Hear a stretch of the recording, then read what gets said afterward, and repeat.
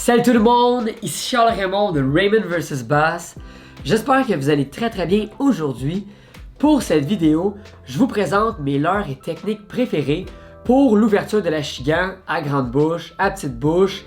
Depuis à peu près 3-4 ans, j'ai vraiment découvert les leurres que j'ai le plus confiance, que j'aime le plus pêcher.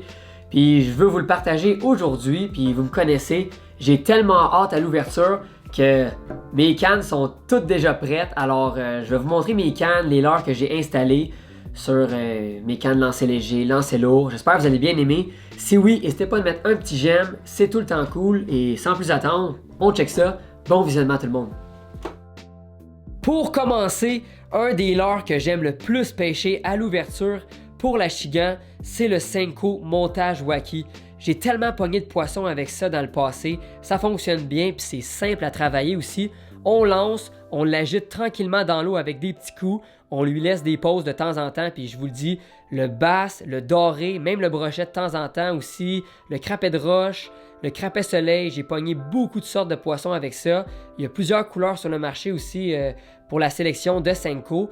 Et le Senko, j'aime bien le lancer sous les quais, proche des lignes d'herbe, sur les plateaux rocheux. C'est un leurre très versatile, ça pogne du poisson et c'est simple à travailler, alors je vous le conseille fortement. Maintenant, autour du Ned Rig, ça c'est vraiment quelque chose qui se fait découvrir de plus en plus. Pour l'achigan, oui, et même le doré, c'est un leurre excellent pour les poissons qui sont un peu timides, qui ont de la difficulté à mordre sur les leurres traditionnels. C'est un peu plus petit, on va pêcher ça avec une tête de plomb style champignon, on va le travailler sur les fonds rocheux, puis c'est comme un Senko mais à moitié, ça ressemble un peu à ça, c'est vraiment petit, puis ça permet de travailler vraiment les endroits avec beaucoup de pression de pêche, puis on est capable de se démarquer facilement des autres pêcheurs avec un Ned Rig. Si vous voulez faire un peu de compétition avec vos amis, utilisez le Ned Rig, vous allez avoir beaucoup de fun. Puis on pogne, comme je vous ai dit, du doré, du bass, puis beaucoup d'autres espèces. Là, c'est un leurre excellent à pêcher, le Ned Rig. Le fameux tube, un de mes leurres souples préférés pour la pêche en eau profonde et peu profonde. L'achigan petite bouche capote là-dessus. Puis comment on travaille ça, un tube, on va lui donner des coups, des rebonds sur les fonds rocheux, puis on vient imiter un écrevisse. Avec une couleur naturelle comme ça, c'est vraiment une belle reproduction dans l'eau, avec un bas de ligne en fluorocarbone pour avoir une belle invisibilité. Et je viens insérer une tête de plomb, 1/8, 1/4 d'once, 3/8 d'once, en eau peu profonde, généralement là, 5, 6, 7 pieds, c'est excellent. Alors le tube là, à essayer pour l'achigan petite bouche, je vous le dis, c'est vraiment bon. Pour les amateurs de pêche à l'achigan à grande bouche, si vous avez jamais essayé la pêche au flipping, c'est vraiment quelque chose que je vous recommande. Moi, ça fait quelques années que je pêche à l'occasion de cette façon, puis c'est vraiment cool. On capture des poissons dans des circonstances très difficiles parfois, dans de la grosse branche, de la grosse végétation, sous les quais. La plupart du temps, quand un achigan à grande bouche va venir mordre ce montage-là, c'est pas un petit poisson.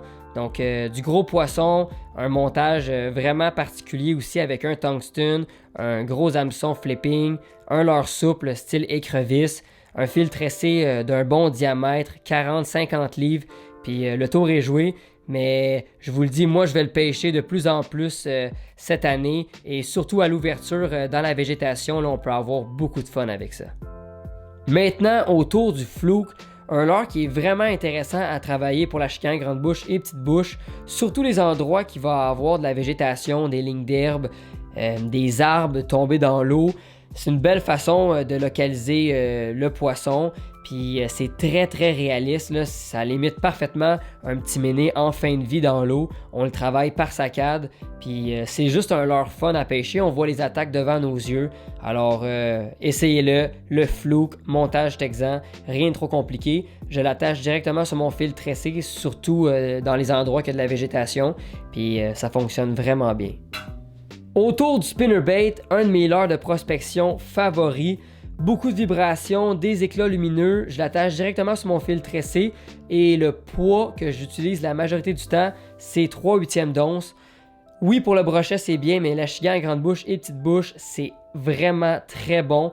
Surtout les endroits qui vont avoir des branches, des arbres dans l'eau, c'est des spots parfaits pour l'achigan puis le spinnerbait, c'est vraiment le leurre à considérer quand on voit des structures comme ça.